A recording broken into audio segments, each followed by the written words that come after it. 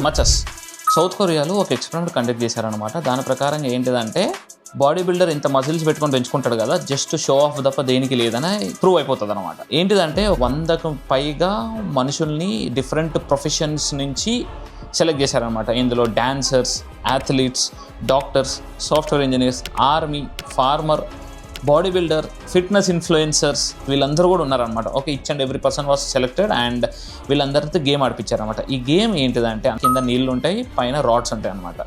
So ఈ రాడ్స్ని పట్టుకోవాలి. Okay, ఎవరైతే కనుక కింద పడిపోతారో వాళ్ళు అవుట్ అనమాట. లాస్ట్ వరకు ఎవరు మిగులుతారో వాళ్ళే విన్నర్ అనమాట.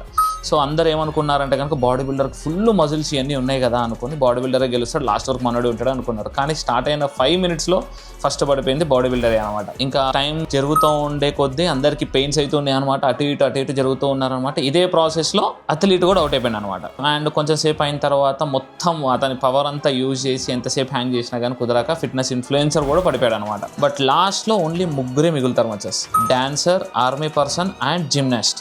ఇక్కడికి వచ్చేసరికి జిమ్నాస్ట్ ఉంటాడు, ఎందుకంటే మస్తు ఫ్లెక్సిబుల్గా ఉంటుంది అని అనుకుంటాం అనమాట. ఓకే, ఈ జిమ్నాస్ట్ ఏం చేస్తుంది అంటే కనుక అటు ఇటు పొజిషన్స్ మూవ్ అయ్యే ఆ ప్రాసెస్లో ఈ అమ్మాయి పడిపోతుంది అనమాట.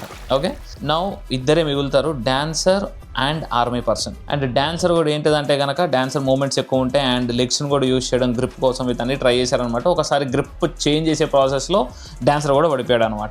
నా లాస్ట్ మిగిలింది ఆర్మీ పర్సన్ మాత్రమే. సో దీని ప్రకారం ఏమర్థమైంది, మజిల్స్ కాదు, లైఫ్లో discipline, consistency and healthy diet మించింది ఏదీ లేదు అని మళ్ళీ ప్రూవ్ చేశారు.